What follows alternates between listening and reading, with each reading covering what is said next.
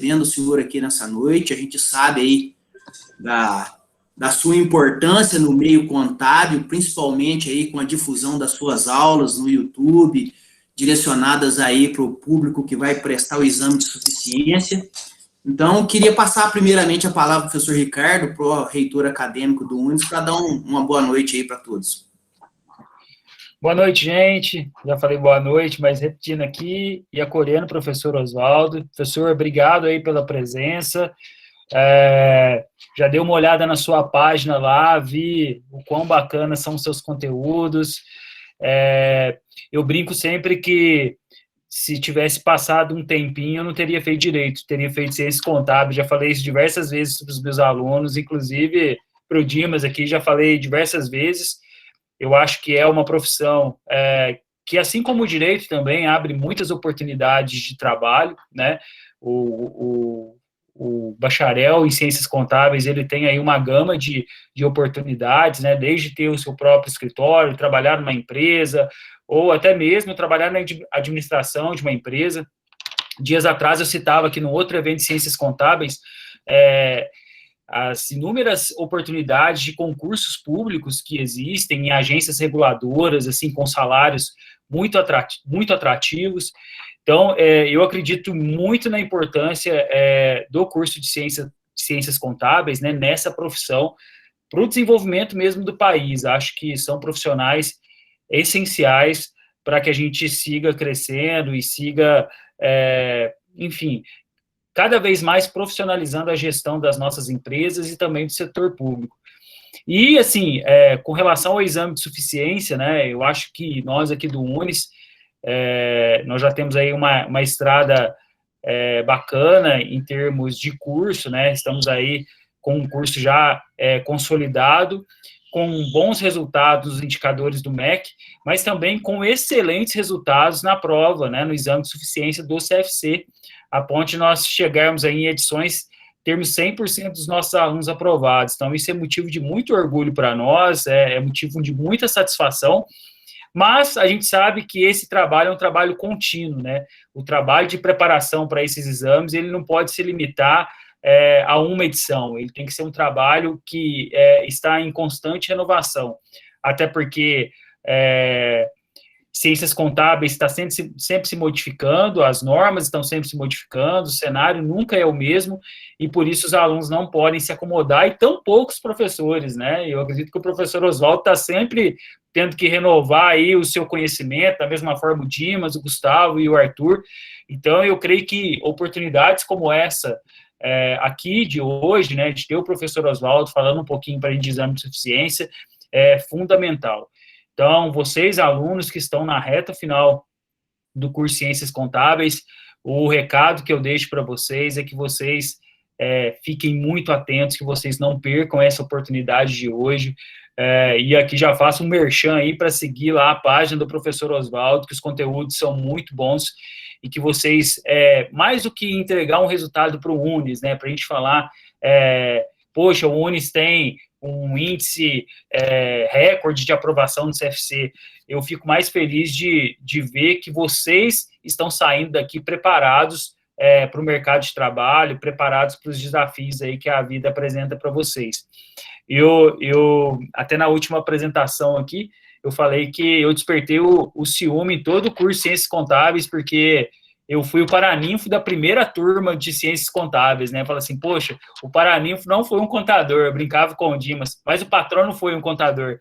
Mas é muito gratificante quando a gente vê os nossos alunos bem, né? Os nossos alunos tendo sucesso no mercado de trabalho e tal, e quando eu olho para aquela primeira turma, encontro com eles hoje, seja em rede social, seja em escritórios que eles trabalham aqui na região, a gente fica muito feliz.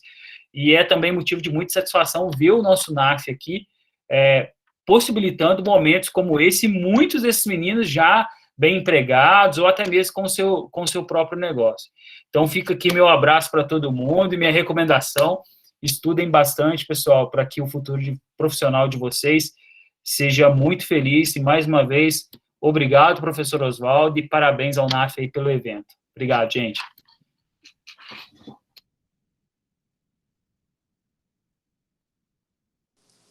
Dimas, seu áudio está fechado. Professor Oswaldo, fica à vontade aí. Seu áudio não está saindo, professor.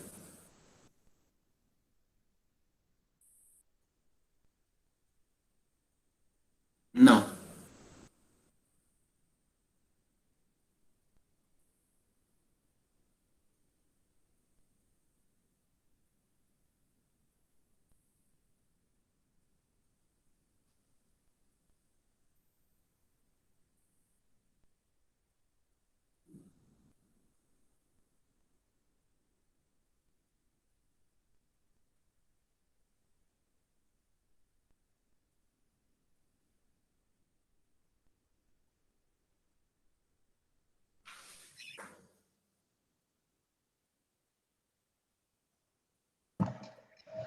Não, ainda continua mudo, professor. Talvez seja interessante ele sair e entrar novamente. Verdade.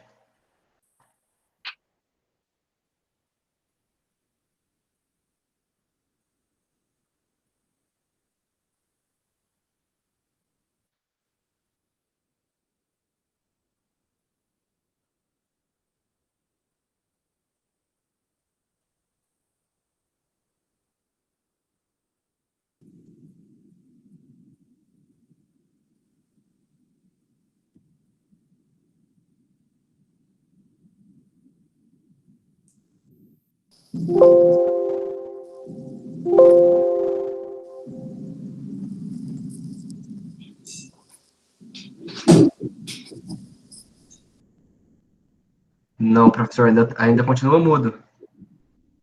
Não sei se é configurações do Meet, se pode ser isso.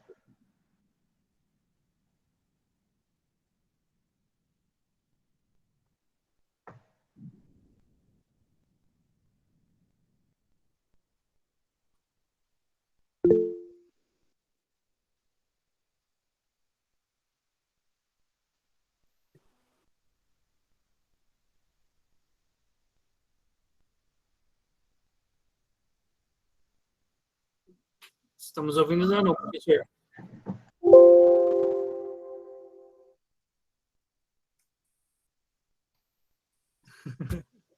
Professor, que coisa, uma sugestão, às vezes tenta conectar o áudio pelo celular, pode ser uma opção.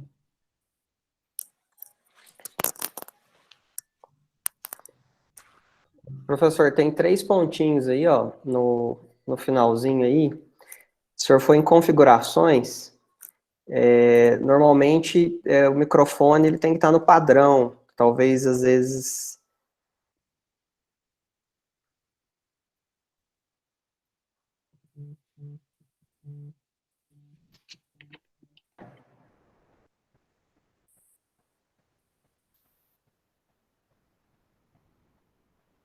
Vamos lá. Vamos ver Agora sim. Agora foi. Ah, Gustavão, agora deu certo. Tinha que habilitar o áudio pela câmera aqui em cima, não estava puxando pela câmera. Mas beleza, agora vai, né? Agora vai. Então eu falei um monte de coisa aqui e falei de besta, que ninguém ouviu nada. Vamos lá, galerinha. Primeiramente, obrigado aí pelo convite, para estar aqui batendo um papo aqui com vocês. Espero que eu consiga ajudá-los aqui com algumas orientações em relação à questão da prova do exame de suficiência. Fiquei super, como é que eu vou dizer, surpreso aqui com o que o Ricardo falou aqui agora há pouco, dizendo que 100% dos alunos da turma foram aprovados aí na última edição da prova do exame de suficiência. É um índice realmente, assim, incrível, né? Tendo em vista que a prova do exame de suficiência tem, em média, 35% de índice de aprovação, né? A gente tem, em média, 22 mil pessoas reprovadas por semestre.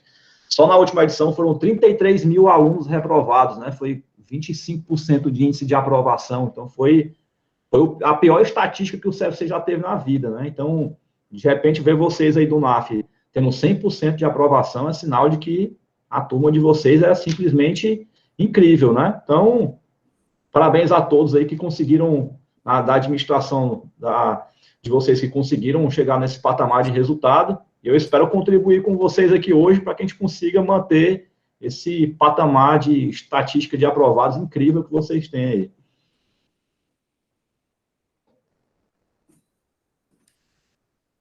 Ok. Professor, para a gente é uma alegria, uma satisfação, né, o senhor ter aceito o nosso convite para estar compartilhando o seu conhecimento aí com a gente.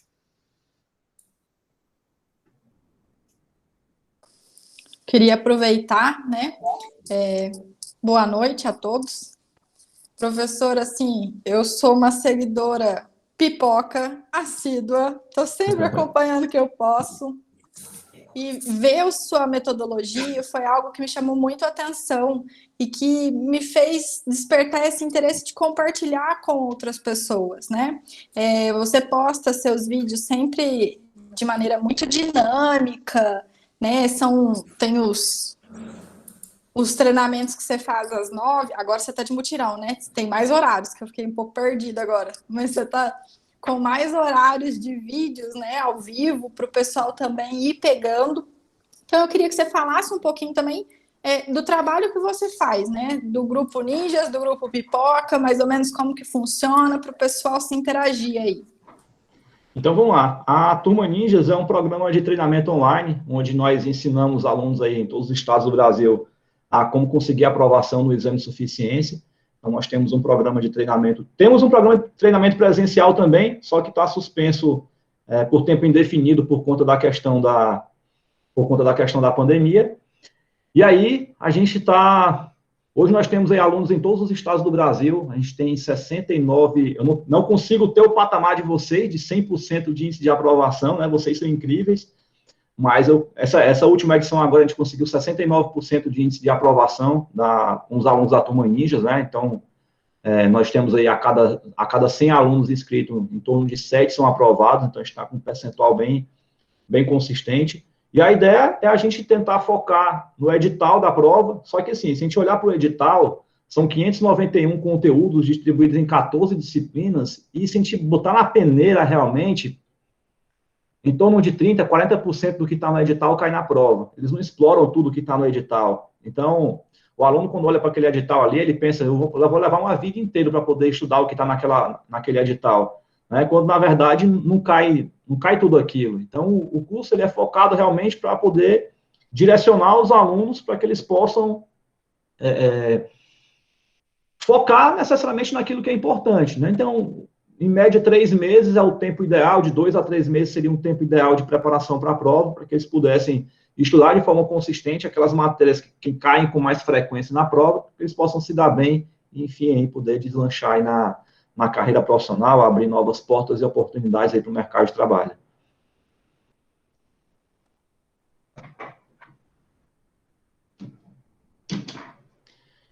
Tá, então, eu posso compartilhar uma tela aqui com vocês aqui? Como é que está a programação de vocês aí? O que vocês pensam para fazer aí hoje? Pode ficar à vontade, professor. Então, vamos lá. Deixa eu ver como é que eu aperto aqui, que na Turma Ninjas a gente utiliza o Zoom. Eu não estou muito habituado a utilizar o Meet aqui, mas a gente já descobre aqui. Deixa eu ver como é que eu compartilho aqui uma tela. Tira a tua, Renan. Tem que parar de compartilhar, Renan, para ele conseguir lá. Ah, legal. Então, tá aqui, ó, pronto. Apresentar agora. Vamos lá. Deixa eu colocar uma paradinha legal aqui para vocês. De repente pode...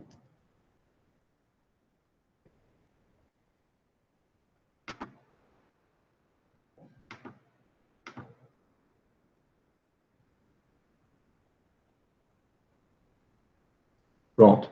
Vocês conseguem ver aí, pessoal? Sim, perfeito.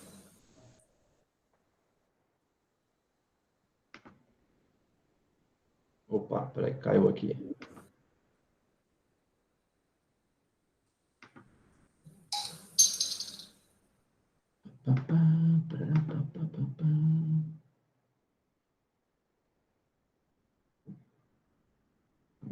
Calma lá. Aqui, ó. Pronto. Então, vamos lá. Gente, eu preparei um materialzinho para poder mostrar aqui para vocês aqui, com alguns temas que são cotados aí para cair na prova do exame de suficiência. Eu acho que isso aqui vai servir de direcionamento para vocês, para que possam saber o que vocês têm que priorizar nos estudos, né? Então, a gente tem que estudar para a prova.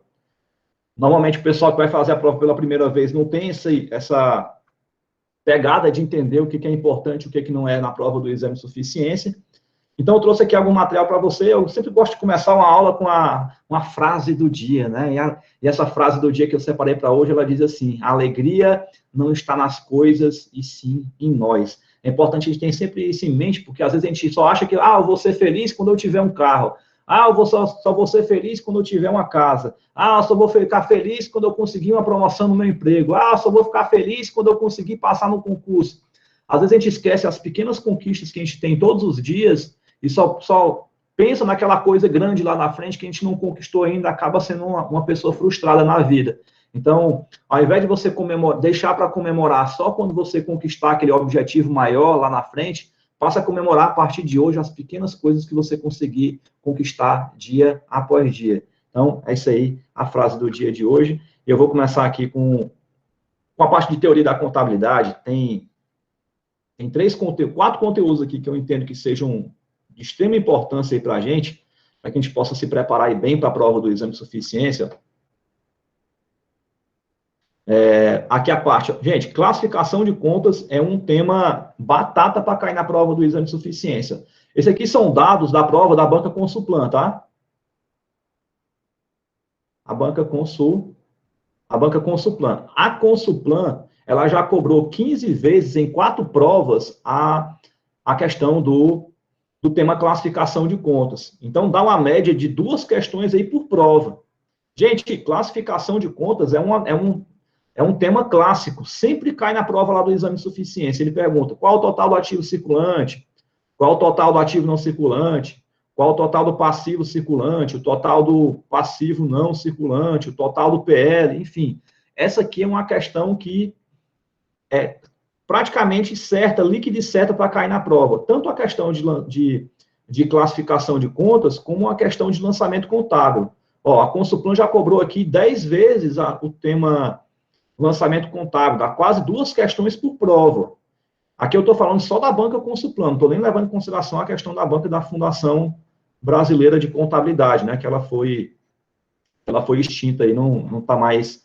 É que ela foi extinta, né, ela não aplica mais a prova do exame de suficiência desde 2010. Ela fez até 2017, e a Consulplan está com a gente desde 2018, aplicando a nossa prova.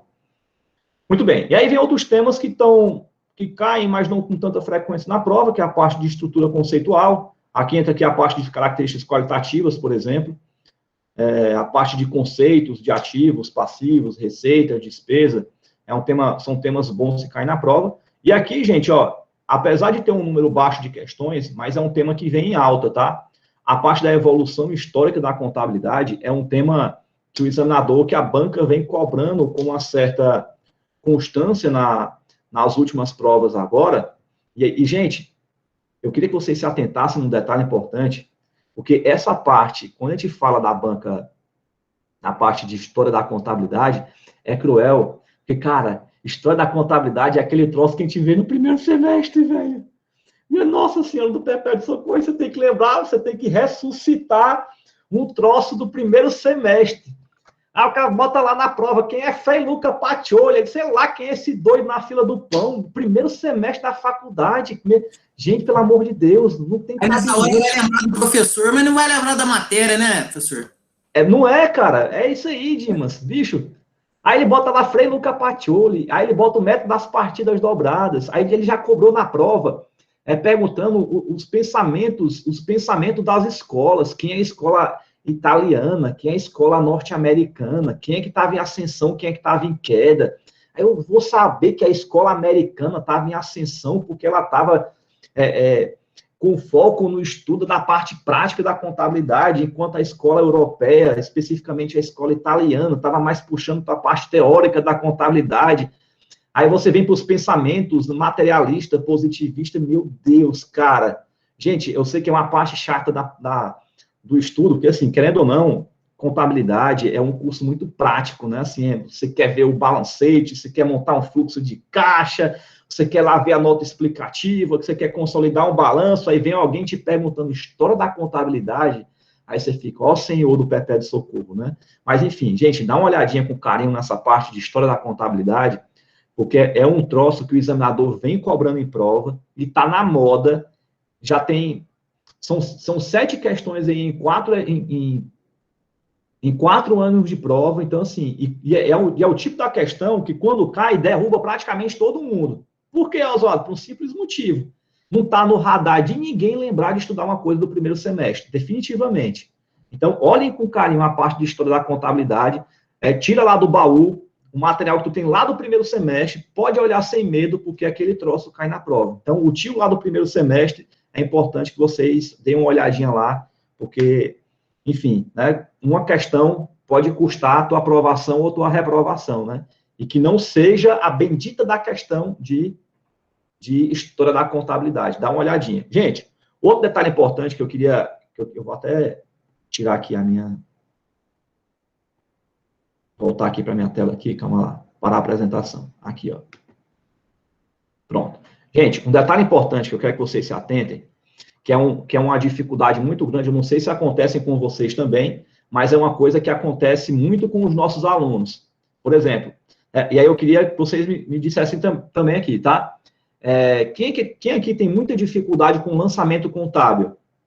Coloque eu nos comentários aí, vai, só para eu poder ver como é que está o nível de vocês aí. Quem tem dificuldade com lançamento contábil? Só para eu ter aqui uma ideia. Por que eu estou perguntando isso? Porque quando os alunos se inscrevem na Turma Ninjas, uma das grandes dificuldades que o pessoal diz ter é exatamente, eu estou vendo aí o pessoal levantando aí a mão aí, a Patrícia colocou que dependendo do nível do lançamento aqui, a Raquel está dizendo também. Gente, uma das grandes dificuldades que os alunos têm que entram na Turma Ninjas é porque a maioria deles não sabem fazer lançamento contábil. E a galera chega e diz assim, eu não sei fazer lançamento contábil, como é que eu aprendo a debitar e creditar? Gente, um conselho que eu quero deixar para vocês aqui, que vai ser muito importante no processo de aprendizado de vocês, quando o aluno chega para a gente e diz que ele está com problema em lançamento contábil, na verdade, o problema dele, de longe, é no lançamento contábil. E talvez ele nem saiba disso. E eu vou explicar por quê. O detalhe é o seguinte, se você não é bom em lançamento contábil, na verdade, o lançamento contábil é só um reflexo. Por quê? Porque primeiro você tem que ser bom em classificação de contas, depois você tem que ser bom em natureza das contas contábeis, para depois você chegar lá na parte do lançamento contábil propriamente dito. Então, se você não aprendeu a fazer classificação de contas, se você não aprendeu a fazer a parte como é que se diz? De classificação de natureza das contas contábeis, naturalmente você não vai saber fazer lançamento.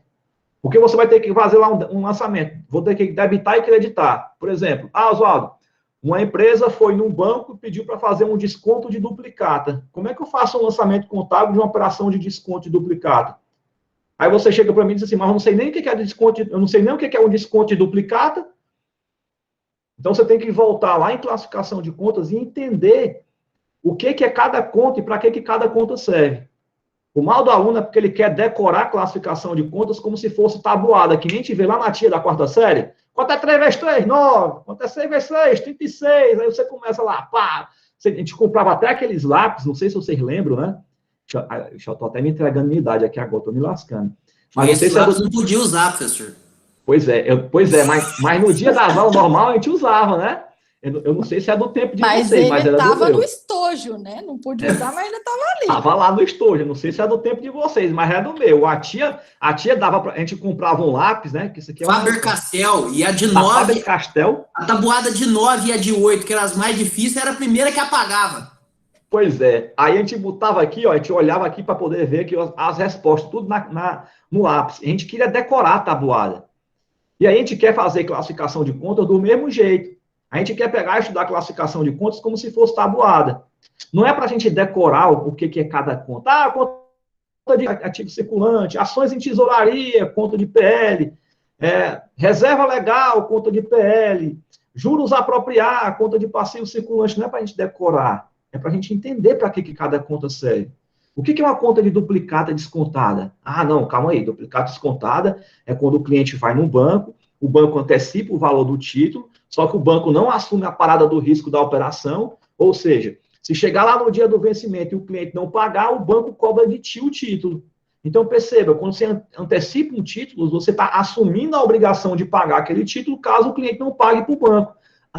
Entendi porque que ele é um passivo circulante. Pronto.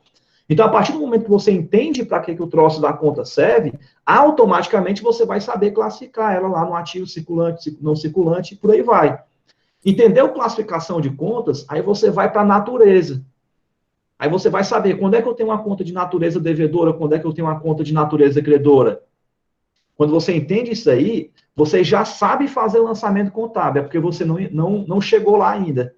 Porque fazer lançamento contábil... O problema maior, professor, se o senhor me permite, é aquela velha e danosa associação de que débito e crédito são associados a coisas boas e coisas ruins. Então, o aluno não consegue tirar da mente dele, porque ele já veio domesticado, eu falo esse termo pode ser até pesado, ele já veio desde a infância acreditando que toda vez que tem débito é porque saiu dinheiro, entende? É porque está te cobrando alguma coisa, e toda vez que tem crédito, é porque está recebendo alguma coisa. E na contabilidade isso não é uma verdade. Não tem essa associação de coisas boas e coisas ruins, né? Quem consegue ter um entendimento contábil um pouquinho mais avançado, a gente até ousa explicar que, na verdade, o débito e crédito é a contabilidade do banco e não da pessoa. Pronto. Não é à toa que quando a gente vai pagar alguma conta, a mocinha lá no caixa, ela pergunta, é no débito ou no crédito? Teve uma menina que quase foi demitida do primeiro emprego dela por causa disso. Ela teve uma aula um dia antes comigo ensinando que o débito é toda vez que entra o dinheiro no caixa. Aí ela foi fazer uma venda, é débito ou crédito? A moça falou assim, é no crédito. Não, moço, tem que ser no débito. Aí virou uma briga na loja. Não, mas o meu professor me garantiu que é débito. Pois é. É porque assim, ó, na verdade, o débito e o crédito, na ótica do banco, é diferente da ótica, é como se fosse meio que investido, digamos assim, né? Porque quando a gente coloca um dinheiro na conta do banco, o banco é uma obrigação. Para a gente, é como se fosse um direito. Então, é invertida a ordem das operações, né? Em relação à empresa e à pessoa do banco, né? Então, a estrutura é diferente. Mas o que é importante que a gente entenda dentro desse processo, quando você vai construir o seu conhecimento para poder fazer a prova, é que você obedeça uma cronologia. Tem determinados conteúdos que você tem que estudar primeiro antes de ver outros. Não dá para você, eu quero logo estudar consolidação de balanço. Pô, mas tu não sabe nem fazer classificação de conta, tu já quer consolidar balanço? Isabel, eu quero logo fazer equivalência patrimonial, lucro realizado, não realizado, eu quero fazer aqui os ajustes e tal. Pô, mas peraí, pô. Tu sabe, como é que tu vai fazer como é que se diz? Um resultado de equivalência patrimonial se tu não sabe nem a tratativa de uma conta de estoque? Então, trabalhar a cronologia é importante. Para quê? Para que você primeiro pegue a base. Vamos lá, gente. Você vai construir um prédio. Você começa da onde? Eu vou construir um prédio. Será que eu começo da cobertura ou será que eu começo do subsolo? Vai ver uma obra da construção de um prédio. Primeiro ele cava um buraco, começa do subsolo, para poder ter a base, como o Dimas está colocando aqui, para depois a gente conseguir construir uma base firme para poder sustentar o prédio. Dentro da contabilidade é do mesmo jeito. Estuda essa parte inicial para você poder pegar a base e daí você poder avançar para conteúdos mais avançados.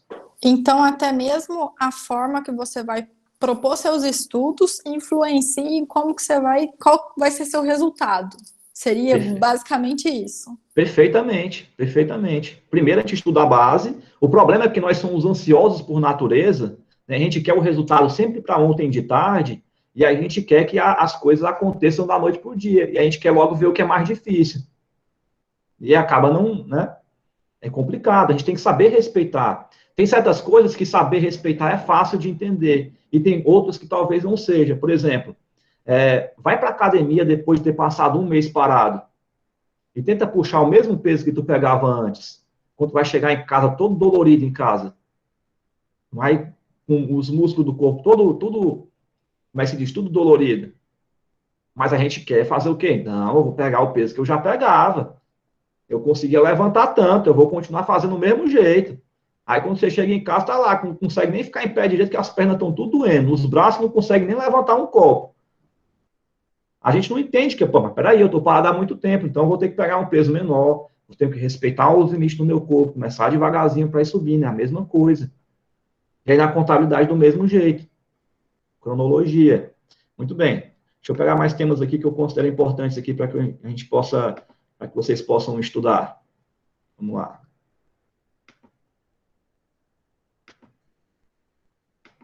Aqui, ó.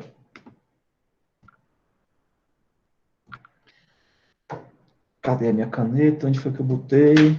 Aqui ela. Pronto. Ó. Entrando na parte de contabilidade geral, gente, três conteúdos aqui, ó, 3 disciplinas, 3 demonstrações contábeis são cruciais que caem na prova. Isso aqui são questões imperdoáveis. Não tem como você fazer uma prova de contabilidade geral e você não se deparar com uma questão aqui de DRE, uma questão de DVA e uma questão de fluxo de caixa. Gente, de 2018 para cá, já caiu 17 vezes o tema DRE. Dá uma média de quase 3 questões por prova. Já caiu 7 vezes o tema DVA. E já caiu 7 vezes o fluxo de caixa está em alta. O fluxo de caixa já caiu 7 vezes na prova. Pelo menos uma questão por prova tem uma questão de fluxo de caixa. São 3 questões batata que o examinador sempre cobra. Quando ele bota aqui, ó, quando ele bota DRE, é impressionante como ele cobra lá para a gente na hora da prova, uma questãozinha cobrando a diferenciação entre o lucro bruto versus o lucro líquido.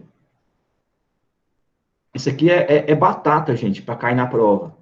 E aí, pessoal, ó, quando cai essa parte aqui na prova, aqui, ó, se atenta, preste atenção, olha para cá, ó. Ei, comissão. Vamos ver se vocês estão bom mesmo.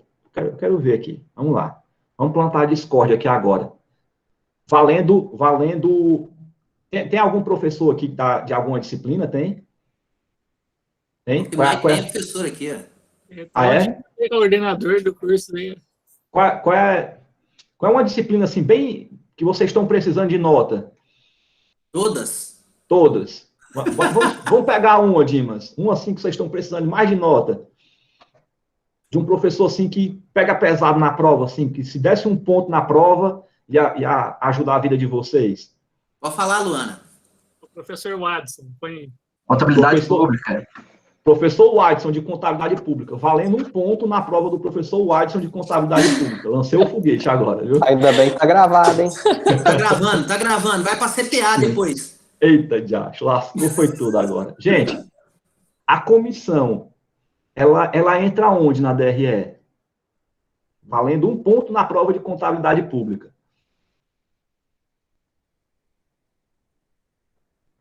Eita, o professor se safou agora, ele não vai precisar dar o ponto agora. A comissão vai entrar na despesa com vendas, não? Em qual grupo ela fica? Despesas?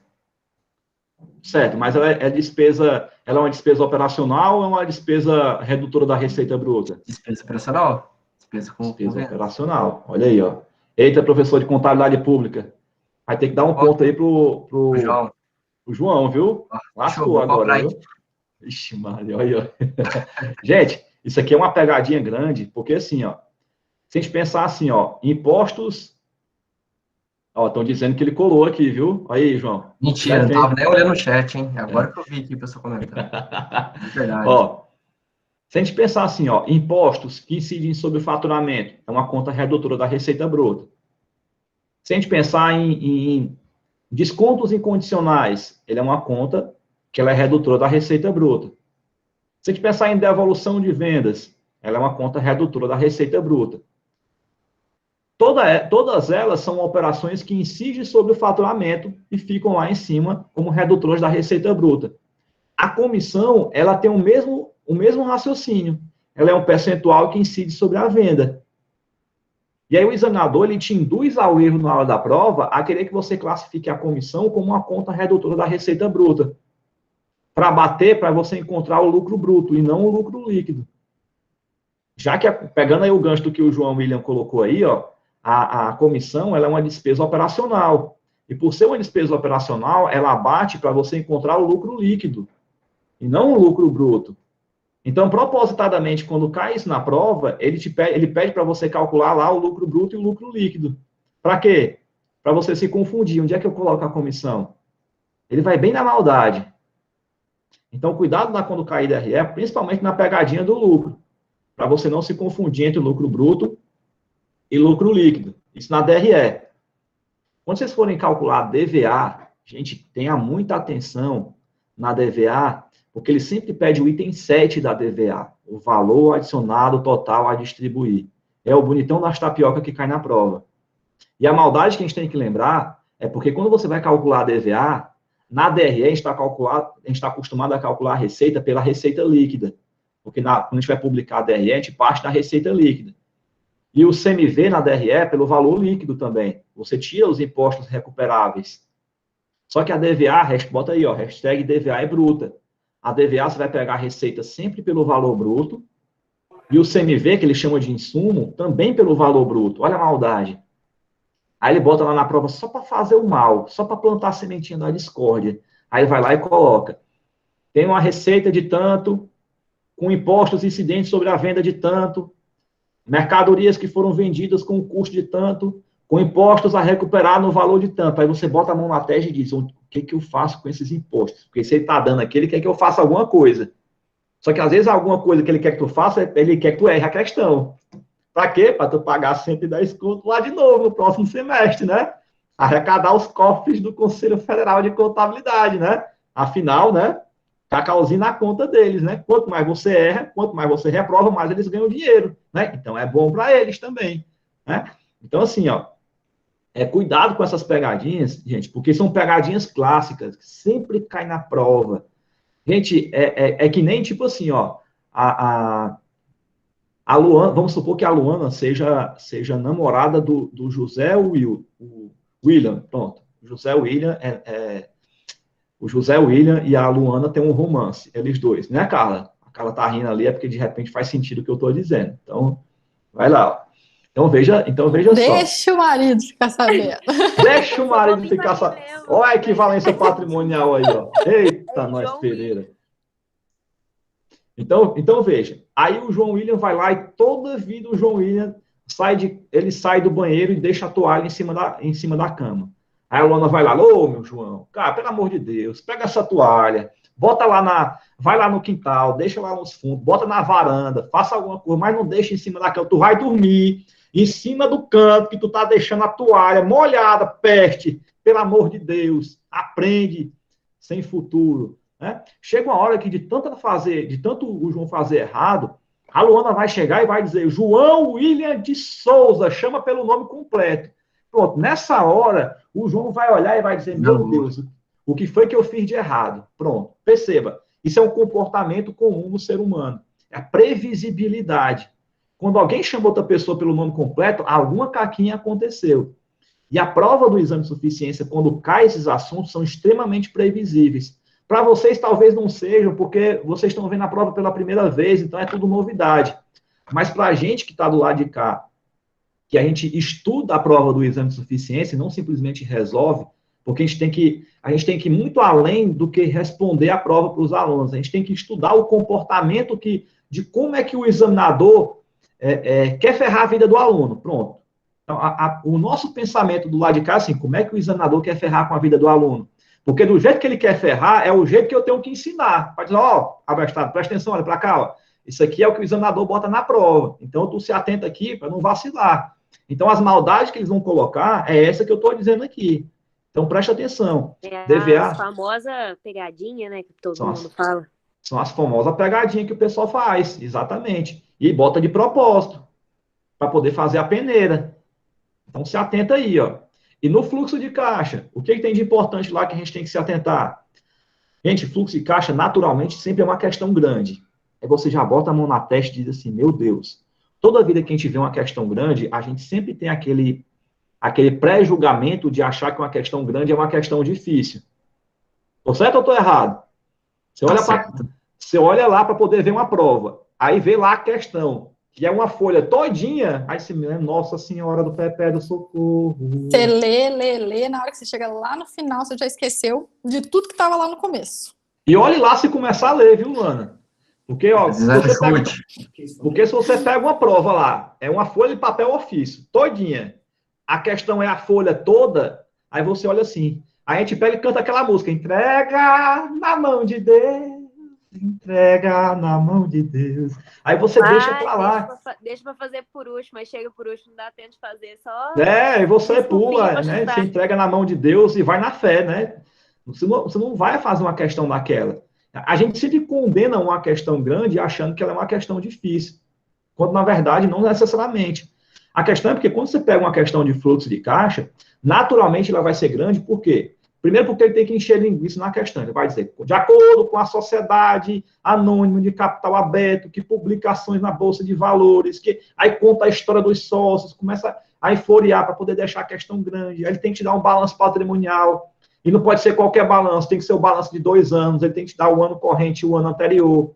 Aí tem que te dar uma DRE, aí vai contar uma historinha lá, aí não tem como. Gente, a questão tem que ser grande. Não tem uma questão de fluxo de caixa que seja pequena. Só que, assim, o fato da questão ser grande não significa dizer que a questão é difícil. Ela pode ser um pouquinho trabalhosa? Pode ser, mas difícil não. Questão de fluxo de caixa, o examinador sempre pede, ele sempre pede o saldo da atividade operacional, sempre. Então, você não vai montar o fluxo de caixa inteiro. Ele sempre pede pelo método indireto, ele sempre pede o fluxo de caixa só da atividade operacional. Então, não precisa você montar o troço todo. Então, dá uma olhadinha lá no fluxo de caixa. Tem uma aula que eu deixei lá no YouTube, depois procurem lá, que eu falo sobre as 5 etapas para você montar o fluxo de caixa da atividade operacional. Tem um checklist lá, inclusive, que eu deixei. Se você seguir os 5 passos, você monta uma questão de fluxo de caixa assim, ó, bonito. É só você se permitir não condenar a questão de cara, achando que ela é difícil porque, né? Porque ela é grande. Então, e por que a gente também tem essa mania de achar que a gente tem que usar todos os dados na questão? Pois é. Eu sou essa pessoa que eu acho que eu tenho que usar tudo. E quando eu não uso, eu falo assim, gente, eu acho que eu estou esquecendo alguma coisa. Aí eu começo a duvidar de mim mesma, ali naquele momento. É o mal do ser humano, né? A gente não confia no nosso potencial. Você olha para a questão e diz assim, essa questão não é possível, não é só isso, não. Não é só isso, cara, não tem condição. Eu estudei tanto para chegar na hora da prova, tem só isso. Não, peraí, deixa eu dificultar alguma coisa aqui, deixa eu descobrir alguma coisa para eu errar aqui a questão. É tipo isso. O cara confia no teu talento. Se tu viu lá como é que é a parada para fazer, são 5 passos, tu vai fazer o 6º para quê? Não precisa. Então, confie no seu talento, que é para questão de DVA, ele bota lá o imposto a recuperar do valor dos insumos. Mas ele botou os insumos aqui, ele botou para quê? Ele botou para te confundir. É só para tu errar a questão. Por isso que é importante a gente saber a maldade que o examinador coloca na hora da prova, para quando aquela maldade acontecer, você tá atento. Seu sem vergonha. Tô vendo aqui, abastado. Tu tá querendo me engabelar aqui, tu não me pega não, seu safado. Aí você vai lá e fica ligado no que aquele, como é que se diz? O que o examinador tá fazendo lá, para que você não erre a questão. Então, é importante a gente se atentar nisso. É tipo assim, né, Luana? Tipo, o marido no caso, seu marido quer falar com você e quer te pedir alguma coisa. Aí ele chega todo manhoso, assim, pelos lados, né? Vai pelas beiradas. Ele dá uma gravada, depois ele pedir. Né? Você tá tão linda hoje, né? Você tá com óculos bonitos, né? Você tá com a aura boa, a pele boa. Luana. Aí começa a falar, não sei o que, tu olha assim pra ele assim, o que tu tá querendo, né? Ou seja, você já sabe o comportamento do seu marido, quando ele quer pedir alguma coisa, o que ele vai tentar fazer antes, né? O que ele vai tentar, né? Enfim, então, assim, esses detalhes são importantes, porque quando a gente conhece a banca, e a gente sabe onde é que ela vai querer derrubar a gente, você já vai pelas beiradas. Opa, essa aqui eu não posso cair. Então, se ele botou lá imposto a recuperar lá numa questão de DVA, eu já sei. Se ele botar é só para encher linguiça. Então, não vai fazer como a Luana está dizendo aqui, ó. Se tiver dado sobrando na questão e você sabe que ele está sobrando porque é pegadinha, esqueça. Deixa lá de lado lá, que é para você não cair no ponto do vigário. Muito bem. A gente tem algumas postagens. A gente tem algumas postagens sobre ST toda segunda-feira, né? Que o NAF faz no Instagram. E aí a gente fez uma pesquisa e viu que 50% dos candidatos eles erram as questões de contabilidade gerencial e de custo. São as que eles colocam mais pegadinhas? O pior que não, sabia, Luana? Custos não tem tanta pegadinha assim, não. O problema de custos é o trauma mesmo que custos tem. Né? Você olha assim, custos assim, já dá logo uma dor na pleura. Você já fica assim, ai, minha Nossa Senhora, né? Já dá logo, porque assim, as pessoas têm... É engraçado, porque assim, boa parte do pessoal que faz contabilidade diz que faz contabilidade porque gosta de matemática, porque gosta de fazer conta. É meio assim, né? Mas peraí, mas assim, o curso de contabilidade quase não tem conta. É mais leitura e interpretação de norma do que propriamente conta. Mas as pessoas, muita gente relata que se inscreve para... Isso eu enfrento, professor, se o senhor me permite, eu enfrento essa aí, quando a gente vai dar contabilidade num curso de administração. Aí você chega no primeiro dia de aula, escreve lá, contabilidade. Aí tem uma turma que já torce o nariz e fala, meu Deus do céu, detesto matemática. Às vezes a gente até ouve, né? E aí, quando eu ouço isso, eu falo, ó, que bom que você não gosta de matemática, né? Porque a nossa contabilidade aqui pouco tem a ver com matemática. Na verdade, a gente cada vez mais está empurrando para o sistema fazer a conta para a gente. Exatamente. Né? A gente precisa interpretar aquilo que o sistema vai te entregar. E é isso que é o filão da contabilidade, vamos dizer assim. Porque o operacional a máquina vai fazer. Exato. E muitas vezes isso é difícil de ser entendido num primeiro momento. Exato.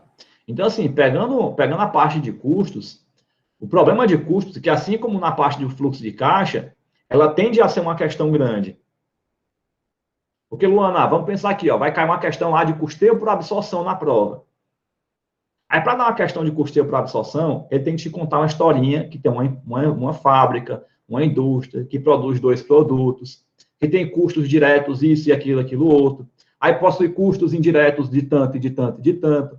E o custo indireto vai passar por um critério de rateio, por absorção, por custeio ABC ou algum outro tipo de custeio que tenha. E aí tem um critério que vai ser utilizado, que vai ser de acordo com as unidades produzidas, aí não sei o quê, e no final ele pergunta quanto é o valor do custo unitário do produto A e do produto B. Aí você diz, meu Deus, né? Eu pulo do apartamento aqui do 8º andar, eu pulo agora ou deixo para pular mais tarde, né? Porque é outra questão que... Porque, assim, o problema da questão de cálculo é porque as pessoas não entendem que a questão de cálculo também exige um processo. Tem um começo, meio e fim. Então, as pessoas querem começar a fazer a conta sem ter o raciocínio de como é que a conta tem que ser feita. As pessoas estão mais preocupadas com o gabarito do que com o transcorrer da questão. Toda a questão de custeio na hora da prova, você vai fazer lá, você pega, a primeira coisa que você tem que fazer, você tem que encontrar o critério de rateio na questão. E aí você vai pegar o custo indireto e vai ter que ratear. Aí a questão vai te dar o critério de rateio lá. Esse é o primeiro passo. Aí você vai para o segundo passo. Depois que você rateou o custo, você vai pegar aquele custo rateado, depois que você pegou o critério lá de rateio, aí você vai dividir aquele rateio, tanto para o produto A, tanto para o produto B. Dividir o rateio, agora eu vou ter que somar o custo indireto com o custo direto, que aí eu acho o custo total do produto. Se for essa questão pediu, acabou. Um beijo, um abraço. Se eu tiver pedido o custo unitário, eu pego o custo direto, mais o custo indireto que foi rateado, eu acho o custo total e divido pela quantidade de unidades que foram produzidas, eu acho o custo unitário. Acabou a questão. Então, tem 3 passinhos para você montar uma questão de custeio na hora da prova. Agora, é uma questão um pouco mais demorada, digamos assim, porque você tem que fazer continhas. E quanto mais itens a questão tiver, mais rateios eu vou ter que fazer. E aí a gente confunde uma questão trabalhosa com uma questão difícil. Questão difícil é aquela que você olha para a questão, você lê a questão e diz, eu começo por onde? Isso é em gotas ou em comprimidos?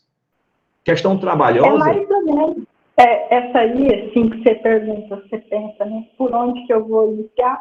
É mais ou menos as dúvidas que eu tenho na contabilidade pública. Quando citaram o Adson, eu fiquei uma das matérias, assim, que a minha turma, no caso, sentiu mais dificuldade. É o que a gente fica mais perdido no que cai no exame de contabilidade pública, porque é muita lei, né? São muitos detalhes. Então, acaba que é muito extenso, você não sabe nem por onde você começa, nem onde você pega, o negócio dá uma empipinada. Contabilidade pública é um calo, realmente, para muita gente, porque, assim, na faculdade, você tem introdução à contabilidade, contabilidade geral, contabilidade avançada, contabilidade não sei das quantas, contabilidade de instituição financeira, contabilidade, você tem N disciplinas de contabilidade privada na faculdade. Mas de contabilidade pública, a gente tem normalmente uma, se vacilar e fizer muita força, tem duas. Dificilmente você vai ver dentro de uma faculdade uma grade curricular na ementa que tenha mais de 2 disciplinas de contabilidade pública. Então, a gente vê muito pouco ou quase nada de contabilidade pública. Então, é natural que você vai chegar na hora da prova, vai sentir dificuldade, pode ser a questão mais fácil do mundo. Mas para você vai acabar sendo difícil, por quê? Porque você não viu quase nada, aí é complicado. Mas te dando aí o norte aí, em relação à contabilidade pública, o que normalmente cai na prova? A parte de lançamento contábil é uma questão boa para cair na prova, porque a sistemática de lançamento é um pouquinho diferente da contabilidade privada. As demonstrações, a relação completa das demonstrações contábeis, porque a relação de demonstração do ente privado é diferente da relação de demonstração contábil do ente público. E o que são as fases de empenho, liquidação, pagamento, também o examinador gosta de baralhar esses 3 bonitões aí para poder cobrar na hora da prova. Esses são os temas que caem assim com mais frequência na hora da prova. Então, se você tiver que direcionar o seu estudo de uma forma mais aprofundada, dá uma olhadinha nessa parte aí, que é o que cai mais na nossa prova. Seguindo aqui em relação a mais alguns conteúdos, ô Dimas, só para eu ter uma base aqui, cara, quanto tempo nós temos aí para eu poder ir administrando aqui o que eu tenho para falar aqui? Nós temos todo o tempo do mundo, professor, porque hoje, sem brincadeira, hoje é dia de festa para nós, nós paramos a faculdade, tá? Mas fique à vontade. Luana, nós, rapaz. Rapaz, não é pouca moeda, não, é um balde cheio, né? Nossa, pai. A propaganda foi ótima, você não está entendendo. A gente aproveitou, assim. Tem que aproveitar esses momentos, que é nessa descontração que a gente aprende mesmo, que vai ampliando a mente. Então, para nós, você pode ficar à vontade no seu conteúdo, do que você separou. Então tá legal. Então vamos lá, deixa eu... O principal problema que nós tínhamos aqui, professor, era o seguinte, porque tinha uma tal de uma van que passava 10, a aula nossa geralmente terminava 10h30, tá? Mas a van não tinha horário, sabe? E eu preciso ir embora por causa da van, e a van passa 10h15, 10h10, tinha van que passava 10:09, então assim, hoje não tem van mais, tá todo mundo já entregue nas suas casas, então só fica à vontade para administrar seu conteúdo aí. Obviamente aí, resguardando os compromissos seus, tá? A gente também não quer... Não, tranquilo. Esfolá-lo não, tá? Relaxa, vai dar certo. Vamos lá. Vamos aqui, ó. Mais alguns conteúdos que são importantes. Tainara tá com a mão levantada. Quer fazer uma pergunta, Tainara? Ou só encostou ali de bobeira?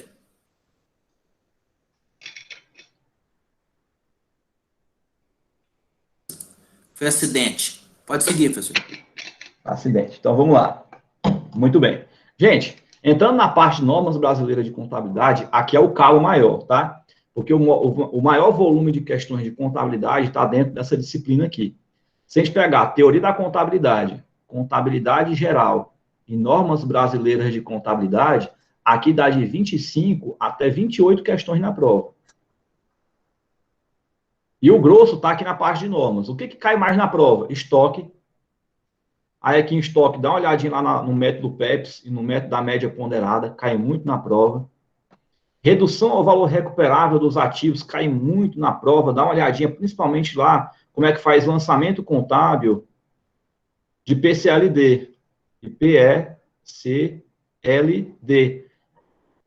A PCLD era a falida PDD, não sei se vocês lembram, que era a provisão para devedores duvidosos, né, que a norma reclassificou a nomenclatura e botou para PSLD. Taxa de câmbio está na moda, vem caindo muito na prova. Se a gente olhar aqui a estatística média, tem uma questão por prova. Já caíram 7 vezes na prova do exame de suficiência. Então, a gente tem uma média aí de pelo menos uma questão por prova. Investimentos em coligadas. Cara, isso aqui está muito na moda. Investimentos em coligadas vem caindo muito na prova do exame de suficiência. E, às vezes, ele intercala investimentos em coligadas com consolidação de balanço. Aqui a parte de equivalência patrimonial e aqui a parte da junção dos balanços. Cai muito na prova isso aqui, ó. Ativo biológico vem caindo, já teve mais em moda na prova, já não vem com tanta expressão como vinha antes, mas ainda assim é um tema que a gente precisa tomar cuidado, porque cai na prova, principalmente a questão da mensuração. Dá uma olhadinha na parte da mensuração lá no ativo biológico, cai muito na prova. Imobilizado, cara, imobilizado é um tema que tá bom de aparecer de novo. Caía muito quando era a Fundação Brasileira de Contabilidade. A FBC caía muito na prova essa parte aqui.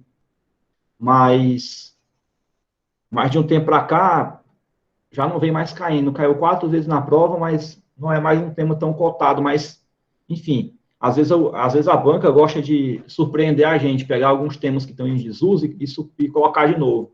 Imobilizado é um deles. E aqui a parte de propriedade para investimento também não é um tema tão cotado assim, já não vem sendo muito explorado, ele está em baixa. Né? Então, o que a gente tem em alta aqui, ó, pelo nosso relatório? Estoque, redução do valor recuperável dos ativos, taxa de câmbio, investimento em coligadas e só. Esses 4 aqui são os que caem mais na prova. Os outros são voláteis. Então, dá uma olhadinha com bastante carinho nessa parte aí, ó. Entrando aqui na parte de ética, gente, e ó, pessoal, ética é uma disciplina meio coringa. Ética é uma disciplina meio coringa, porque, via de regra, ética cai em 3 questões na prova. 3. Mas já teve semestre de cair 5. Já pensou se cai 5 questões de novo? Eu não lembro se foi 2019, 2, que eu fui contando 3, 4, 5. Caraca, tem alguma coisa errada. Tanta questão de ética essa aqui na prova. Que Deus abençoe que coloque que caia 15 na prova, né? Gente, pega o código de ética e dá uma lida naquele troço. Ética são 3 questões na prova. E são questões, assim, que se você lê o código de ética, tu desenrola a questão, porque é muito mais bom senso do que propriamente uma parte técnica. Uma questão de ética que envolva a técnica e que talvez possa comprometer vocês é se cair alguma coisa das penalidades. Que aí pode cobrar lá o atenuante não, perdão, a advertência reservada, a censura reservada, a censura pública. Só basicamente essa parte que às vezes complica um pouquinho mais, que aí não é muito bom senso, é realmente você saber ou não. Mas, no geral, você lê o código de ética, pelo bom senso, você acerta as questões na prova. E são 3 questõezinhas, cara, que é imperdoável. São 3 questões que tu não pode vacilar na hora da prova. Porque se você lê o código, e se dissesse assim, o código de ética tem 350 milhões de páginas, mas, cara, o código de ética é bem pequenininho. E a leitura dele é simples. É diferente de você pegar uma norma brasileira de contabilidade que tem uma leitura densa, difícil, complexa. Você lê a primeira vez, eu não entendi nada. Aí você lê a segunda vez, eu não nasci para contabilidade. Você lê a terceira vez, eu sou um inútil, um imprestável, não presto para nada. Eu estou fazendo contabilidade, eu não sei o que eu estou fazendo aqui na vida. O que eu estou fazendo aqui? O que eu estou fazendo aqui? Se o homem bota uma coisa que eu não entendo nada, e a parte da quinta, sexta leitura, você começa a entender alguma coisa, porque você viu um negócio em algum lugar. Eu lembro que eu vi isso aqui na norma, e a coisa começa a fazer sentido. A leitura da norma é mais chatinha, ela é mais densa mesmo. Mas a leitura do código de ética, ó, é chuchu beleza. Leia o código de ética, veja a parte dos deveres, as obrigações, o que é vedado à figura do contador, os casos de impedimento, fechamento de contratos, honorários, que é a parte nova que está lá. Veja o código de ética, cara, são 3 questãozinhas na prova, dá para acertar de boa. 3 questãozinhas ajuda a gente a passar no exame. Porque se você ficar com 24, a bola bater na trave e ela não entrar, já era. Né? Se o Gil ficou lá em 4º lugar no Big Brother, né, não adianta. Não adianta ter feito as cachorradas todinho lá. Ele ficou em 4º lugar. Né? Já era. Né? Então, não adianta. Se você estudar lá e ficar com 24 questões, né, porque eu estou dizendo que a Carla tem cara de que gostava do Big Brother. Ela assistiu o Big Brother. A Luana me contou em off. Ela me falou. Ela foi lá no Instagram e disse para mim, fala do Big Brother, que a Carla é doida pelo Big Brother. Viu, cara? Qualquer coisa tu fala com a Luana, que foi ela que me disse, viu? Enfim. Então, gente, a parte de ética, dá uma olhadinha nisso aí que é interessante. Vamos para frente. Estão entregando até o Dimas aí, ó, que ele também gosta de livro.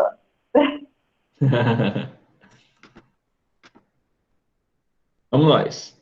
Então tá aqui, ó. O que cai mais na prova de ética, gente? Ó, a parte dos direitos, deveres e obrigações, ó. 6 questões na prova, cai em média uma questão por prova.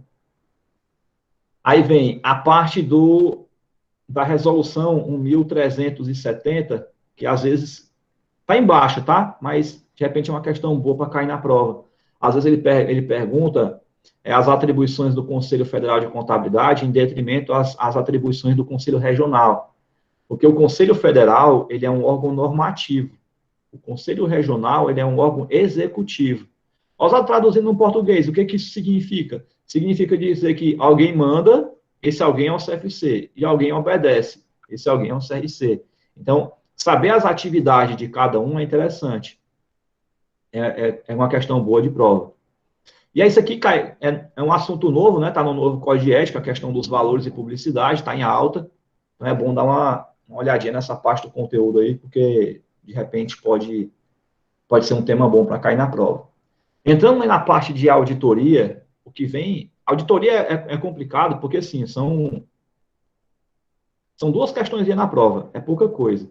Por isso que ele tem um percentual, assim, tão baixo, né? 0,3, 2, enfim. Mas a parte de risco de auditoria, a parte de relatório de opinião, evidência de auditoria, esses 3 aqui são os mais em alta, são os que mais caem na prova. É importante que a gente se atente, né? O que são evidências, os tipos de relatório de opinião, a opinião não modificada, opinião modificada com ressalva, modificada com abstenção, modificada adverso. Aí olhar as palavras-chave, né? Que é apropriada, suficiente, relevante, generalizado. São temas bons aí para poder cair na prova, que o examinador explora muito. A questão da evidência de auditoria, que são os documentos que suportam a opinião do auditor, são temas importantes para cair na prova. E aqui são temas menos importantes, cai um pouco de frequência, mas de repente é bom dar uma olhadinha lá. Muito bem. E aí, gente, entrando na parte de perícia, o que tem de tema que é importante para cair na prova, ó, se tiver que deixar 3 temas aí, ó, para você estudar, laudo pericial cai muito na prova. A parte de procedimentos periciais é uma das partes que o examinador mais gosta de cobrar, apesar de ter menos aqui, mas é porque esse aqui é um tema que está em alta. Procedimentos periciais caem muito na prova. Exame, vistoria, indagação, dá uma olhadinha lá nos tipos de procedimento que cai muito na prova. Caso de suspeição não é tão importante assim, mas já caiu uma vez em prova, então é importante que você se atente. E aqui são os gatos pingados, né? Os tipos de perito, já caiu uma vez na prova. E a apuração de haveres também já caiu uma vez pela Consuplan e caiu uma vez pela Fundação Brasileira de Contabilidade também. Então, de repente, são temas legais aí para poder você poder estudar e se garantir lá na prova. E, gente, o Dimas está colocando agora é a novela do Comendador do José Alfredo, né? Olha aí, ó, o povo se entregando aí, tá vendo? Ó? Noveleiro, ó, tá vendo? Noveleiro todo, rapaz. Eu queria ter tempo para assistir novela, eu acho tão legal, mas quando eu vou terminar de fazer minhas coisas, eu já tenho terminado a novela, aí não dá para eu assistir, é triste. Professor, a parte de estatística, como é que é a cobrança dessa parte de matemática e estatística na prova?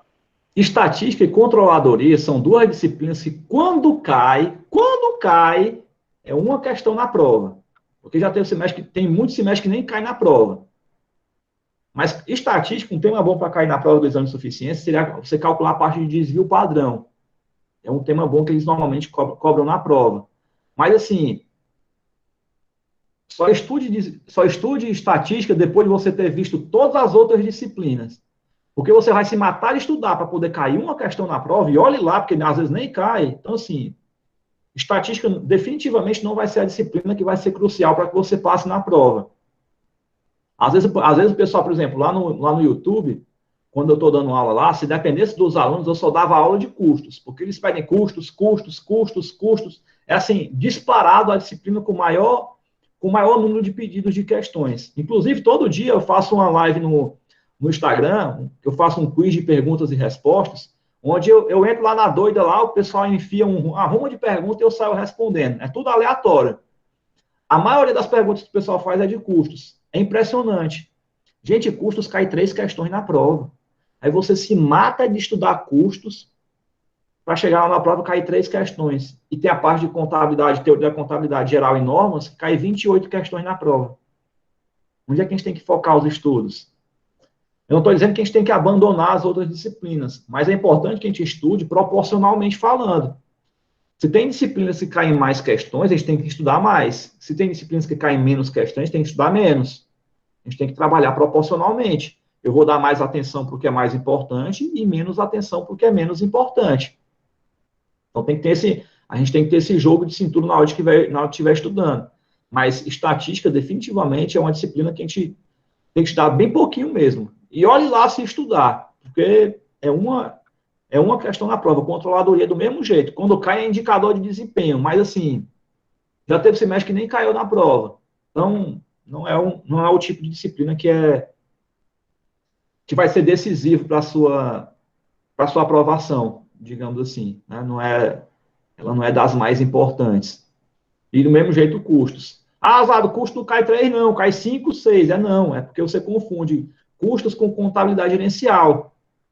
Porque contabilidade gerencial e custo, todas elas envolvem custo, despesa e investimento, direto e indireto, fixo, variável. As terminologias são parecidas. Mas custos cobra lá custo de transformação, classificação de custos, rateio. Contabilidade gerencial já vai cobrar ponto de equilíbrio, margem de contribuição, margem de segurança operacional. Então, são conteúdos diferentes que a banca cobra. Mas cada um é custos e gerencial em torno de 2, 3 questões na prova, aproximadamente. Estatística, quando cai, Luana, é uma questãozinha e é para ser feliz, viu? Porque tem semestre que nem sequer cai na prova. Então, é o tipo da disciplina que eu diria assim, ó, entrega na mão de Deus, sabe? Não tem nenhum professor de estatística aqui, não, né? Para eu apanhar depois, não, né? Ainda bem que... Vocês são de qual estado aí? Vocês são de Minas, né? De Minas Gerais. Isso. É onde de Minas Gerais? Sou de Minas, sou cidade do ET, Varginha. Ah, Varginha, sul de Minas. Eu tenho uma parte da minha família que é lá de Uberlândia, aí em Minas Gerais. Não sei se vocês conhecem lá a banda de é meio longe, né? É meio longe, né? Uberlândia, ainda tá longe da gente. É engraçado quando minha tia chega aqui em Fortaleza, Oswaldinho, tudo bem, meu filho? Eu trouxe cafezinho que você tomar com um pãozinho de queijo. Rapaz, ela fala de um jeitinho assim que dá vontade de você botar assim, a cabeça assim no ombro assim para poder tirar um puxão. É a vozinha mansa que ela fala. Eu tomar um pãozinho de queijo aqui, eu assar um pãozinho de queijo com um cafezinho. É bom demais. É engraçado. Mas é mesmo. Fica à vontade aí quando quiser nos visitar. Professor, deixa eu fazer uma pergunta. Manda.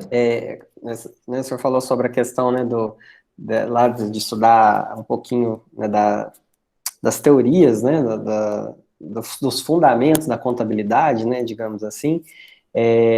Mas existe alguma questão, assim, que às vezes a gente não imagina que possa cair e que, assim, às vezes eles, né, alguém já perguntou sobre as famosas pegadinhas, né, o senhor já comentou um pouco, mas existe às vezes algum tema que a gente não dá tanta atenção como deveria, ou às vezes assim, algum tema assim, que está em voga, assim, questão às vezes ambiental, de sustentabilidade, do agronegócio. Você acha que na contabilidade existe algo nessa linha que a gente precisa se preocupar? Ou... Olha, um tema que pode estar em alta e que de repente pode cair na prova é a questão, em relação à questão da CLT, por conta da questão das reduções de contrato, de horas de trabalho. Porque, via de regra, a CLT não permite que você ganhe X reais e, de repente, no outro dia, passe a ganhar Y, menos do que se ganha. Vamos supor que o salário do Gustavo... Vamos supor que o Gustavo... Gustavo, tu é aluno ou tu trabalha na faculdade? Eu trabalho na faculdade, professor. Pronto, o Gustavo é professor. Então, vamos pegar aqui o salário do Gustavo. O Gustavo ganha R$ 17.575,14. Pronto. Acertou em cheio meu salário. Acertou em cheio, pronto. E aí, o que acontece? De repente, por conta da questão da pandemia, tem uma redução de carga horária, faz um acordo coletivo lá, e aí o Gustavo vai ter que sacrificar o salário dele. Aí o Gustavo vai ter que passar fome agora, vai ter que comer arroz com feijão todo dia. Ele vai ter que passar a ter um salário de R$ 10.115,92. O Gustavo, 10 mil, né? Não paga nem o almoço do Gustavo direito. É difícil. Mas, assim, o Gustavo vai ter que aceitar uma redução de salário, nesse caso pontual, sim, por conta de uma convenção e um acordo coletivo. Via de regra, a CLT não permite que a gente faça isso. Né? Se você tem um salário, você não pode ganhar menos do que o que você já ganha. Mas em situações adversas, como é o que está acontecendo agora, é uma coisa comum, uma prática que está acontecendo no mercado. Então, de repente, se a Consulpan quiser cobrar alguma coisa de atualidade, de repente, essa parte de contrato, que inclusive, eu não sei se algum de vocês fez o simulado que eu apliquei no final de semana, eu botei lá uma questão exatamente sobre isso. E um monte de gente errou, porque não, mas não pode ter redução de carga horária, não, você tem que, é aquele valor e ponto, e acabou, está errado. Se tiver uma convenção coletiva, pode. Então, de repente, uma questão boa para cair na prova, que teoricamente não está no radar das pessoas, porque não é um tema explorado anteriormente em prova, mas é um tema que, na atualidade, vem acontecendo, de repente é um tema bom para ser explorado. Valeu, obrigado. Show de bola. Ei, cara, desculpa, eu entreguei teu salário, mas foi sem querer, viu? Foi mal, mas... Foi a Luana que me contou, viu? Qualquer coisa tu reclama com ela aí. Essa Luana sabe muito, né? A Luana, ela tem acesso à folha de pagamento da faculdade todinha, ela sabe de tudo lá. Ei, Luana, hein? Tirei a Luana para Cristo aqui hoje. Mas, enfim, Luana acostuma assim, sempre quando eu estou dando aula, eu sempre pego alguém para poder ser a cobaia da aula. E, coincidentemente falando, você, pelo menos aqui na minha tela, você está do meu lado aqui, ó. Então, é a primeira pessoa que eu vejo. Aí lascou. Na falta de tu, eu já percebi isso nas suas lives, né? Ainda eu brinquei com o pessoal no grupo do NAF. Falei, abre as câmeras, porque ele gosta das câmeras, ele gosta de ver a carinha das pessoas prestando atenção eu gosto, no conteúdo. Cara. Eu gosto. Quando eu dou aula para os alunos da Turmanin, a gente utiliza um aplicativo que é o chamado, não sei se você conhece, é o Zoom. É tipo aqui parecido com o Meet, né? A gente consegue ver a carinha do pessoal e tal. Apesar da aula ser online, mas é legal porque a gente consegue interagir com as pessoas, consegue falar, então... Não é presencial porque a gente não está ali junto, mas é como se fosse porque está todo mundo interagindo. Então, é bem legal, né? Porque quando você está dando aula, só vê a foto das pessoas, a sensação que eu tenho é que eu estou dando aula para a parede. Né? Então, aí eu contratei essa plataforma lá do Zoom, era um pouquinho cara, mas, assim, vale super a pena, né? Muito, muito legal, porque aí eu consigo interagir com o pessoal e tal, enfim, é bem legal. Alguém ia falar alguma coisa aí? Eu não entendi. Acho que não. Então, pronto. É porque aqui em casa são 2 alunos, entendeu? Um de engenharia e eu de contabilidade. Então, às vezes, dá uma interferência, assim, nas aulas, acontece de vez em quando. Então tá Professor, eu queria, né, e ver se alguém quer fazer alguma pergunta em específico para você, né? Fica todo mundo quietinho. Então, quem quiser, mandar no chat, abrir o microfone, viu? Tá aberto. Luana, tá cortando o áudio, não entendi o que tu falou aí.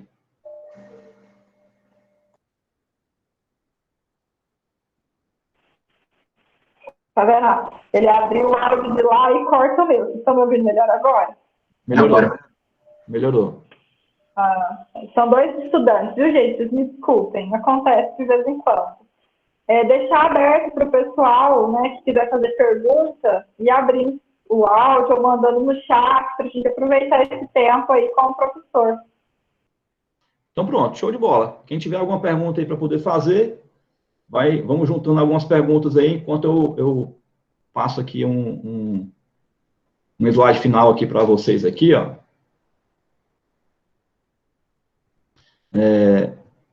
Finalizando então essa parte aqui, gente, só para que vocês conheçam um pouquinho mais do que é o curso Ninjas. O curso Ninja ele é um programa de treinamento online, onde a gente treina os nossos alunos para conseguirem passar na prova do exame de suficiência. E a nossa meta dentro da turma Ninjas é que os nossos alunos acertem pelo menos 35 questões. Essa é a nossa nota de corte.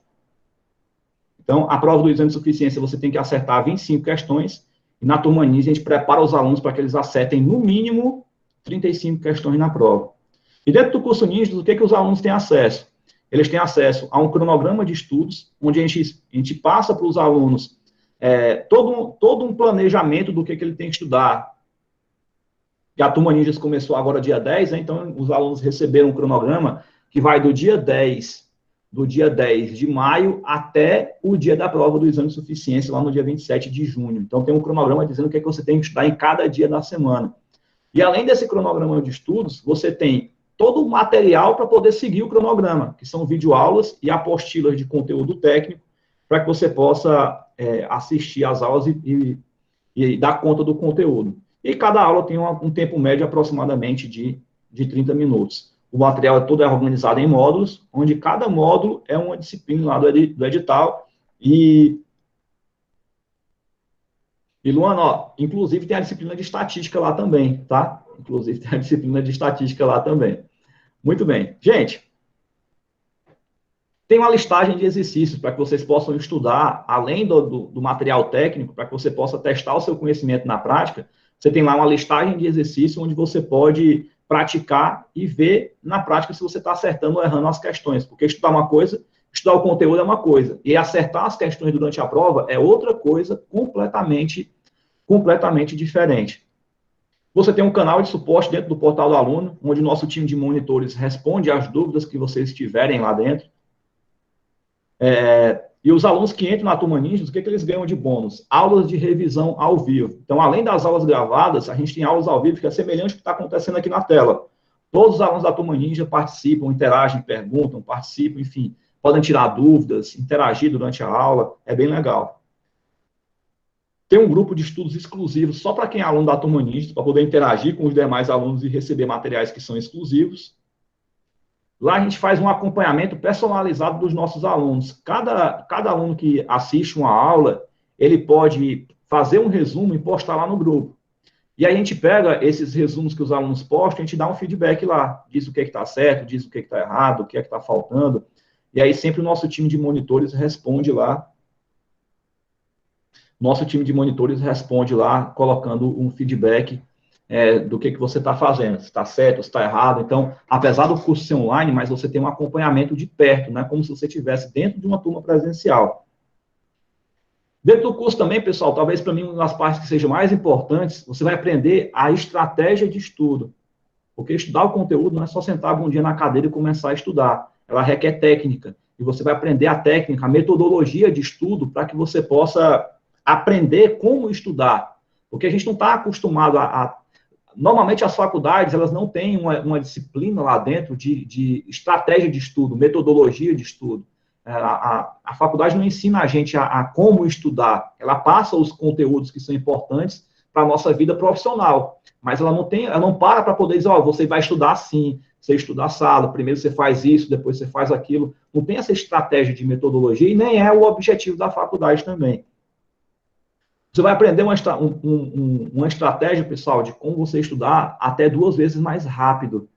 Tem técnica para isso, Oswaldo? Tem. Para você aumentar a sua velocidade no estudo, para você aumentar o seu foco e a sua concentração nos conteúdos que você está estudando. Além disso, você vai ter um bônus de estratégia de resolução da prova, porque fazer a prova não é simplesmente abrir a prova e sair respondendo de forma aleatória, não. Tem uma ordem específica para você poder fazer a prova e toda uma estrutura de como é que você precisa responder. E essa aqui é a parte mais legal de todas, pessoal. Tem um módulo lá dentro que é de técnica de chute. Essa aqui é a hora dos desesperados, tá?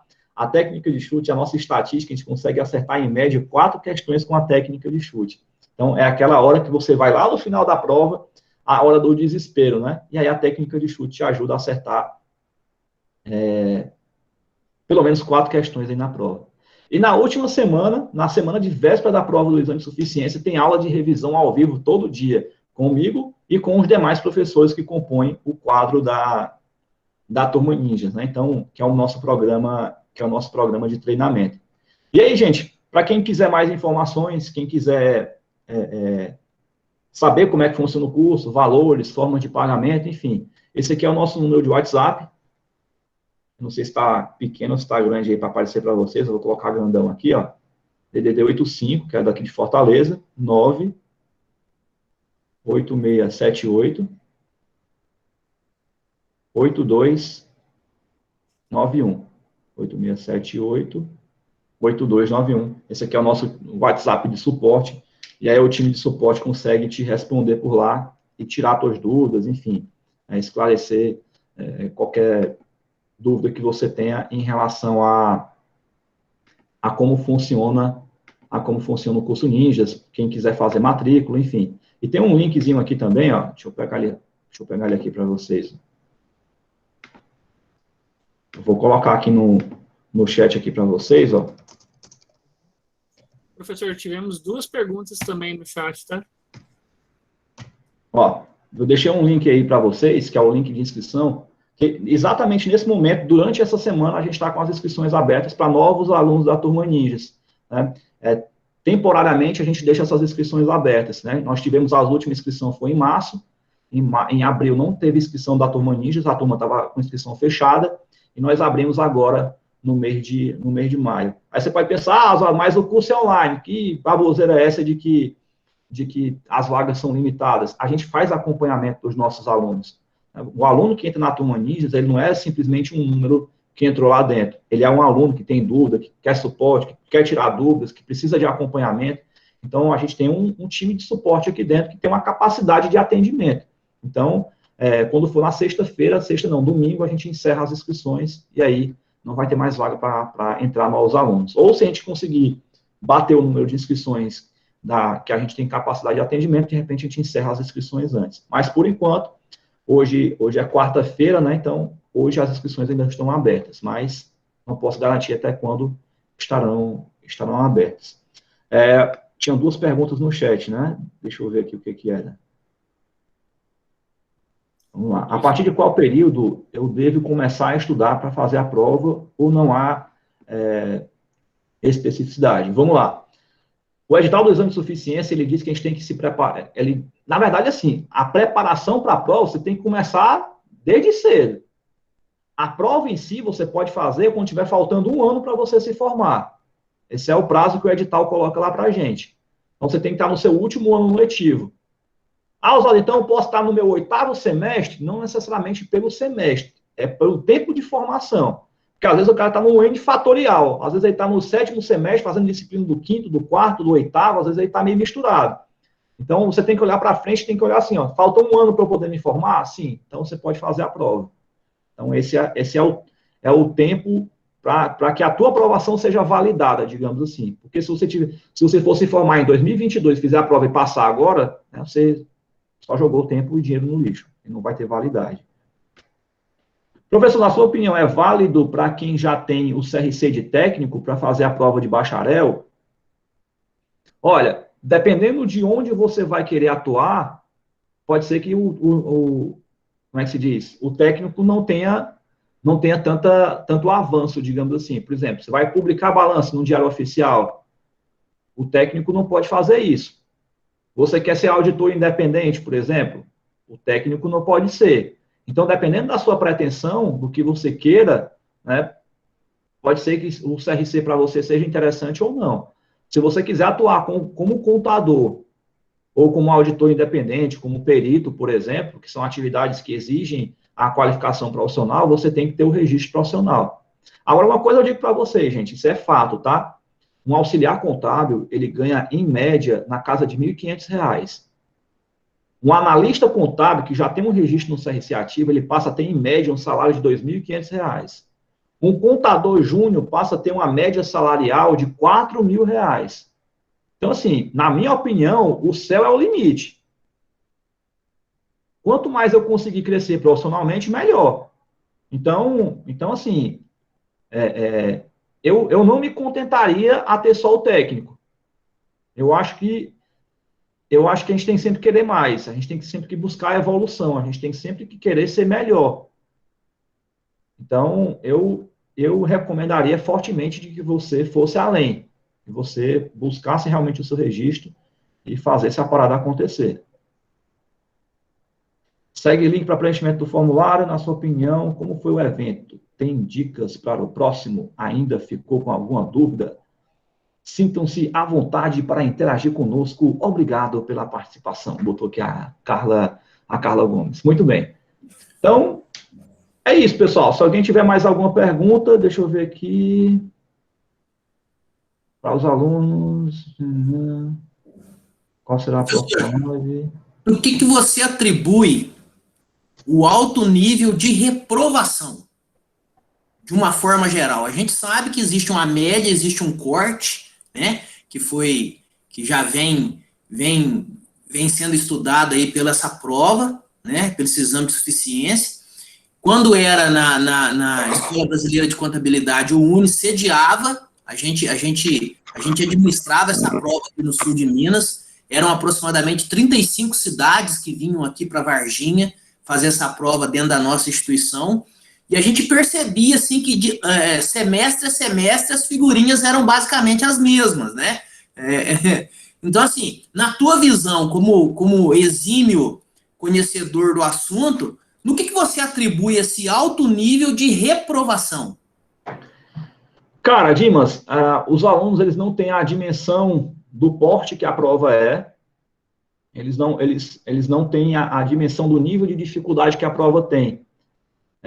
Querendo ou não, assim, felizmente ou infelizmente, eu não sei como é que é aí com vocês, mas, assim, na prova da faculdade, normalmente o professor ele não estica muito a baladeira, porque se ele esticar demais a baladeira, ele é taxado como um professor terrorista, ele é taxado como um professor que não ajuda os alunos, enfim.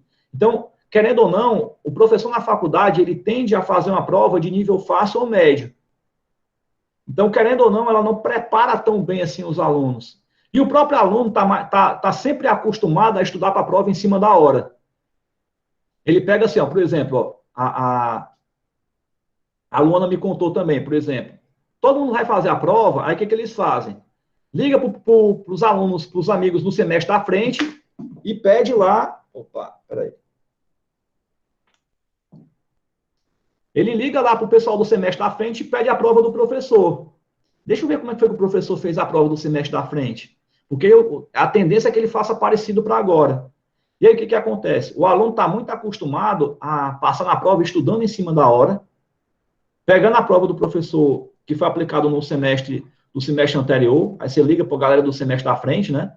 Você está no sétimo semestre, liga para o pessoal da galera do oitavo para poder ver qual foi a prova que o professor passou. Aí você tende a querer estudar pelaquela mesma prova. Então, os alunos estão muito habituados, estão muito, como é que se diz, acostumados a querer estudar em cima da hora, pegar simplesmente provas anteriores para poder estudar e achando que assim vão conseguir passar na prova. E, infelizmente, na prova do exame de suficiência isso não funciona. Então, tem que ter um estudo prévio.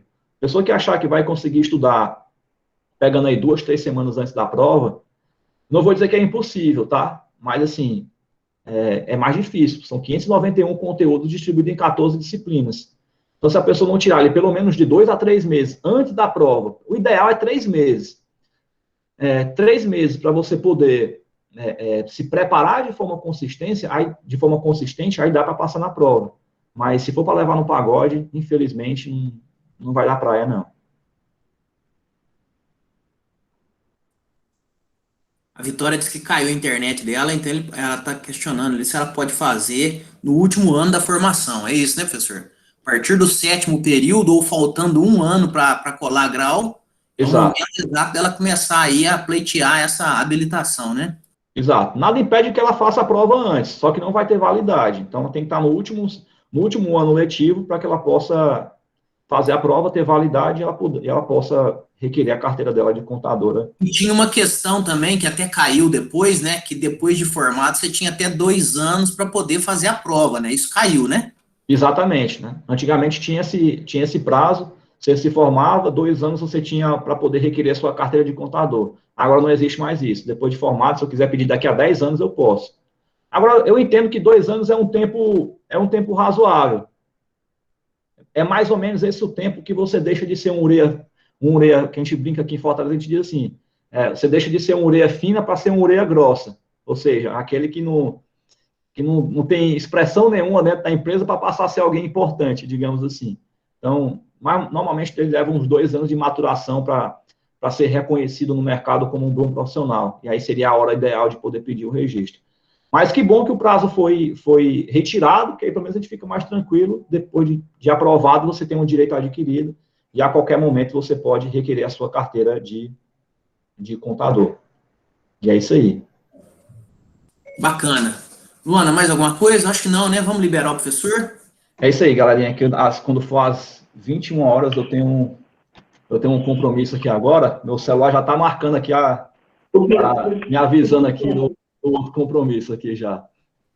Mas, galerinha, poxa, foi um prazer enorme estar aqui com vocês. Espero que eu tenha conseguido ajudar, esclarecer aí alguns pontos, dar um norte para vocês aí em termos de estudo, para que vocês possam se garantir aí na prova aí, se Deus quiser, serem excelentes profissionais aí dentro do campo que vocês decidirem atuar. E boa sorte na prova para todos vocês, bons estudos, aproveitem a faculdade, façam o melhor que vocês puderem, não estudem simplesmente pela nota que vocês vão tirar na faculdade, gente, porque a nota da faculdade é só um detalhe, porque o mercado não vai te contratar pela nota que você tirou na faculdade, sim pelo conhecimento técnico que você tem. O mercado não te contrata pelo currículo, e sim pela competência técnica. Eu digo isso porque aqui na empresa, a gente, além da empresa de curso e treinamentos, nós temos também alguns outros negócios também, e dificilmente a gente contrata alguém simplesmente pelo currículo que ela possui. Ela faz prova, ela faz teste, tem teste prático, enfim. Então, para que a pessoa seja contratada, o currículo é um menor dos detalhes que a gente vai olhar. Eu quero saber o potencial que ela tem de gerar resultado para as minhas empresas. Então, quando um profissional tem conhecimento técnico, isso vale muito mais do que o currículo. Porque o currículo a gente coloca o que a gente quer. E o conhecimento é o que a gente tem. Então, desapeguem da nota que vocês têm na faculdade, comecem a explorar os professores de vocês em relação ao conteúdo que vocês têm que aprender. Não por conta da prova, mas pelos profissionais que vocês vão ser no mercado. Tá? Então, esse aí é o que eu queria deixar de vocês aí, não só de conhecimento, mas de herança para a vida de vocês, porque é isso que vai valer quando vocês saírem da faculdade e começarem a atuar profissionalmente, sejam como empregados nas empresas, ou sejam como empresário contábil, enfim, no que vocês desejarem atuar. Então é isso aí. Valeu, galerinha, um grande abraço para vocês, sucesso na carreira de cada um. Muito obrigada, viu? Muito obrigada pelo seu tempo, muito obrigada por vir mostrar seu trabalho. Para mim que acompanha, é muito gratificante poder compartilhar, como eu já falei, acho os seus métodos muito legais, suas aulas são muito contraídas, a gente nem vê passar. Eu gosto de acompanhar o das 9 da manhã, que eu vou trabalhando e vou só ouvindo. Por mais que o certo não é isso, está 100% focado, mas pelo menos aquele conteúdo ali já vai mexendo na minha mente. Queria convidar o pessoal a abrir as câmeras para a gente tirar uma fotinha legal para postar no Instagram, nas redes sociais. Aproveitar esse momento. Vamos lá, gente, abrir as câmeras. Ih, agora lascou. Agora. Aos poucos as carinhas vão aparecendo. Veste a camisa, penteia os cabelos, passa o perfume. Vamos, gente. Cadê a turma do NAP? Aí, professora Arthur, muito obrigada. Aí, a Jéssica. Vamos lá, gente. Alessandro. Professor Oswaldo, muito prazer estar com o senhor, não conhecia, já sou seguidor seu, assim, nós vamos ter aqui aproximadamente uns 300 seguidores a partir de hoje já, só por essa empreitada aí, e disponibilidade, viu? Imagina, fico muito feliz, e saiba que hoje o nosso NAF é o número 1 do Brasil em número de atendimento, não é à toa, porque a gente tem um seleto número de alunos, um seleto grupo de professores e contribuintes para ele. O senhor faz parte dele. Show de bola. Maravilha. Valeu, gente. Obrigada, viu, gente? E aí, tirou ou não tirou a foto aí, Luana? Tirou. Eu tirei a foto. Vou postar e vou mandar para você no Instagram também. Tá bom. Boa noite, gente. Valeu, gente. Um abraço. Valeu, gente. Abraço, até mais. Tchau.